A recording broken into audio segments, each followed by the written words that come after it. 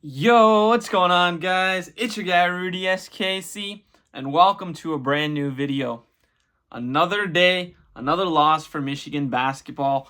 They lose 71-65 against Maryland, unfortunately in Ann Arbor again. And guys, I'm really telling you, I think the wheels are starting to fall off. We're really starting to see that all those close wins, that's not building you an appetite for winning close games. No, it's there's some level of flukiness to it. I think that's what you're starting to see. They've lost the last out of their last 6 games, they've lost 3 out of those 6 games. And all of them have been fairly close except MSU, where they kind of got blown out towards the end. And this video isn't going to be as long as the Illinois video because I voiced a lot of my concerns there, but I definitely think that this game, it's just starting to show us more and more about the team, and the fact that it just feels like they don't have a higher ceiling that they can take their game to. And actually, if you guys go and look on my Twitter before even the game finished, with 4 or 5 minutes left in the game, when this game was still in bounds, I said that I would come up here and say the same thing whether we won or lost the game, and that's genuinely what I'm feeling. In this type of environment, in this type of game, when you have a Big Ten championship on the line, I don't think the players realize the weight of that. Well, they obviously do, but they're not executing at the level that they need to in order to reach that. When you're going up against a team like MSU for an outright Big Ten title, right? Sharing a Big Ten title, that's your best case scenario now, right? And that's not even in your own control anymore.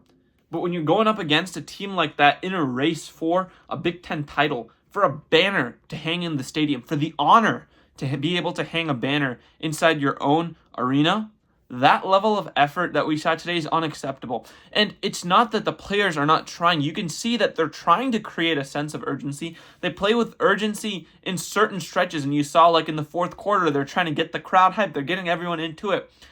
And then something turns off. It turned off again. You see the turnovers start, and when the turnovers start, that's when this team struggles, even on the defensive end.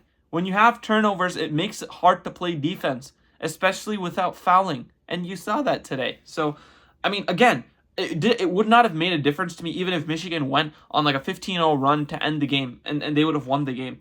Because what we saw in the first half, after you lose a game like that to Illinois, who is a good team, you cannot come out with that level of urgency, with that level of effort in the first half. And I actually have a stat for this.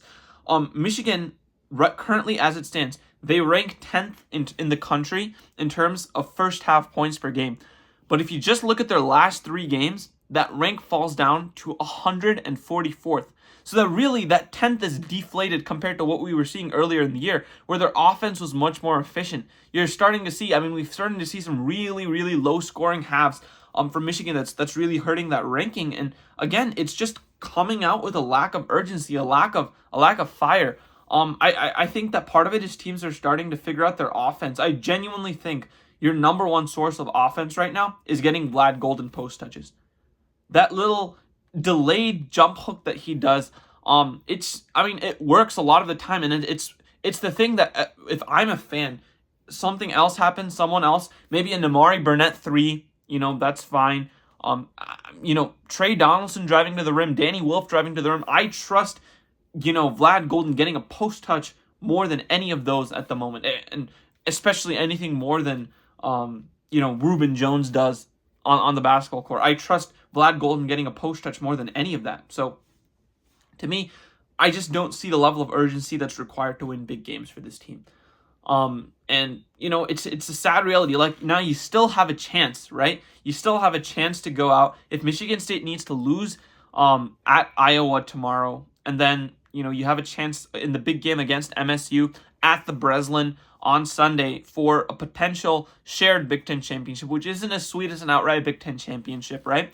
But at least that would be on the table. But it's not in your hands. Michigan State has to lose tomorrow, which, knowing Tom Izzo, knowing the type of coach he is, knowing how legendary he is, there's not a chance in heck that the MSU players aren't going to be ready to go for that game. So, it's just, again, missed opportunities after missed opportunities for this team. There's a point where you control your own destiny. And when you're at that point late in the season, it's tough to see when you don't capitalize on it. I even think I mentioned this in one of my earlier videos, right? Like, yes, in college basketball, there are phases to the season, right? And a majority of the season really doesn't matter as long as you're average. But when you get into late February, when you get into early March, you have to be playing your best basketball. John Beilein said that on the Big Ten Big Ten Network. He went and said that, Michigan, they have to find a way to win games right now because it's now or never, right?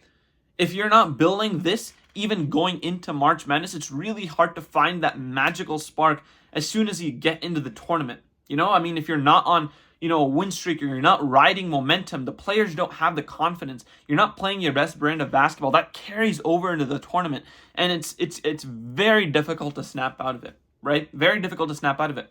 Now, with that being said, that's just my projection for what's going on in March. And, I'm going to make a video later on in the week talking, or maybe even next week, talking about what I would define to be a successful season for Michigan, depending on what happens in the NCAA tournament, March Madness.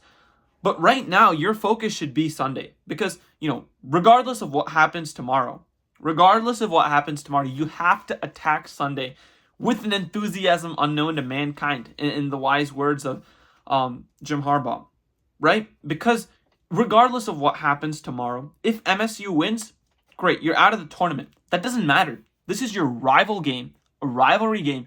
You're going into the teeth of your opponent. You're going into the Breslin, hostile environment. Dusty May went and said he expects it to be the most hostile environment that Michigan plays in this entire year. That game you have to be prepared for. Right? You have to be prepared for, and it doesn't matter what the stakes are. You need to play your best brand of basketball. And whatever that means, you have to figure it out. Because I'll be honest, I genuinely don't know. This is one of the few times for me supporting a team, watching the team, I don't know what this team is. I really don't know what this team is. They just change what they do, they don't seem to have an offensive identity, right? We talked about what was their most successful play earlier in the year. It was the Vlad Golden, Danny Wolf pick and roll. I don't think I saw that one time today. Even in the last couple games, you could probably count on your hand how many times you see that in a game. So, again, I don't know about that. And yes, you out-rebounded the team. You actually outshot the other team today from the three-point line. But turnovers, again, 16-8. That's unacceptable. You doubled the amount of turnovers the other team had. You gave them 8 straight possessions. There's actually a point in the game, and the announcers pointed it out. There were 3 separate occasions where you turned the ball over on 3 straight possessions. 9 of your turnovers came in bunches of game action. And college basketball, it's a game of runs. It's a game of runs. And when you allow the other team an opportunity to do that, that's when momentum flips, guys. And momentum, it's just such a huge part of basketball that you cannot ignore. And when you do stuff like, when you turn the ball over the amount that you do, it's just not sustainable in my opinion. And I'll be happy to be proven wrong. But playing the brand of basketball you are right now, putting yourself in a position to win in the last 3-4 minutes of a game, almost every game, outside of MSU, that's been the case for Michigan for a majority of this last stretch of the season. Being in those types of situations, trying to win that way, that is not sustainable for an NCAA tournament. So something genuinely has to change. And I don't know if it's just that the players are tired. Okay, that could be a huge concern because I saw that there were stretches in this game. Vlad Golden, he looked exhausted, man. There's a point in the game. I think it was Gillespie. They missed a shot, and he had a chance at an offensive rebound, and Vlad Golden had a chance, and Vlad was about 4 feet from the ball. Gillespie was at the 3-point line, and somehow he came in and he got the ball. And Vlad just looked exhausted going for the ball. Now, he had a solid game, right? 14 rebounds. I told you guys 8 rebounds was too little or 15 rebounds actually for Vlad. For how tall, how big he was compared to everyone else. I told him that, 8 rebounds not good enough. He had 15 rebounds, so I'm not blaming it on him at all, but I'm saying that there's situations you could see that there's the schedule is taking its toll on Michigan, and you're seeing it right now. That's all I'm trying to say. It's not an excuse. It's taking a toll on Michigan. And at the time of the season where they need to be playing their best basketball, they're playing their worst basketball. other than, again, I mentioned this earlier, other than Vlad Golden post touches, I do not see another form of consistent offense for this team. I just don't. Yeah, Danny Wolf had a great game offensively today. He shot the ball really well.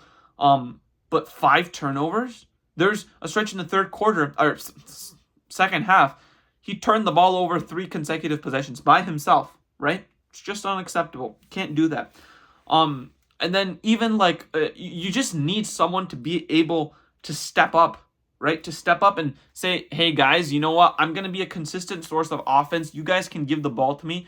I'll create offense, right? You see points in bunches, right? Vlad, he's been our leading scorer this year. But you would like him to, if he's in that mood, you would like him to put his foot on the gas pedal like he did in the UCLA game and take over a game. There's a difference between scoring points and taking games over, right? You look at, for example, I don't mean to call him out, but look at a couple years ago, who can I say? All right, okay, I'll say this, right? Jordan Poole on the Wizards, right? I absolutely love him as a Michigan basketball fan. Yeah, he's putting up stats right now. He 100% is. He has he has big games. But there's a big difference between the points you score, being able to will your team to a victory, and the points you score just amounting to nothing. Compared to the effect that Jordan Poole has on a team, compared to the effect that Cade Cunningham has on a team, even though Cade Cunningham, maybe 2-3 years ago, right, his sophomore year or even his rookie year, scoring a similar amount of points to Jordan Poole right now per game, the impact on the team, it's different. It's different. So that's one thing that Michigan has to figure out as to how are you going to find someone who can step up and be that consistent rock for the team, right? You need to find someone because right now on the team, I think I'm just disappointed by all the players across the board. Nimari Burnett, he's been solid. I'd say Nimari and Vlad Golden, they've been solid for us.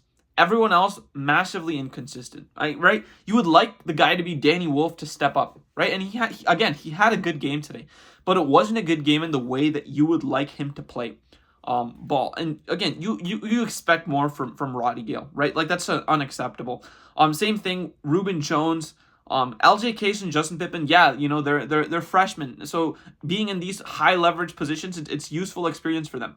But as the leaders on the team, you can't let this happen, right? Trey Donaldson, right after the first half, you could see him getting the team in a huddle and being like, guys, we have to be better than this. You open up the second half with 3 straight turnovers, which so clearly, you cannot take yourself and motivate yourself to put yourself in to take yourself to another level. The great players can, the Kobes, the Jordans, the LeBrons, they can take themselves into another mind space when it's time, and it feels like this Michigan basketball team just can't, right? Of course, I'm rooting for this team with all my might to, even share the Big Ten regular season title, win the Big Ten title, win March Madness. Of course, I'm rooting for them. Do I believe in them to do it as much as, I would have believed, maybe a Beeline team that had a worse record at this point in the year? I just don't. Because, again, like I said, when it came down to February and March, in the years that the Michigan team made the tournaments under Beeline, and even a couple years under Juwan, you saw how well they were playing going into this February-March stretch. They were able to figure stuff out, make the adjustments. And even like the one year where Michigan was the number 1 seed, I think it was 2021, or right, the year after the COVID kind of cut March Madness short, and you were one of the top 4 teams in college basketball. After you lose Isaiah Livers, you start to unravel. You lose in the Big Ten tournament, and then what ends up? You end up going out in the first couple rounds of March Madness. So again, I'm not saying that I don't think there's a chance, but I'm also saying that I don't have faith in this team to have the capacity to make a run, either in March Madness or the Big Ten title. And, I really think my judgment will come down to if Michigan State ends up winning tomorrow, how do you come out and respond against Michigan State on Sunday? Even if they clinch the Big Ten title, how do you come out and respond? Because you saw it a couple years ago, the start of the Lions being good when they were able to put themselves on the national stage. Green Bay, week 7, I don't know if it was, there's a 17 or 16 or 17 game schedule then. Last game of the season, Green Bay in Lambeau, you were eliminated from the playoffs, and you still went in and tried your darn hardest to go out and beat them, and you ended up doing that. I want to see that level of effort from Michigan on Sunday, regardless of whether you have a chance at the Big Ten championship or not. Because if you don't, then, I just don't see any path for you being able to be successful in March. And it would be such a shame for the position that you were able to be in, for the opportunity that you had. It would just be a shame. So, again, MSU game is going to be on Sunday. I'll be back for the Pistons recap after tonight's game against the Clippers. So until then, I'll see you guys later. Peace.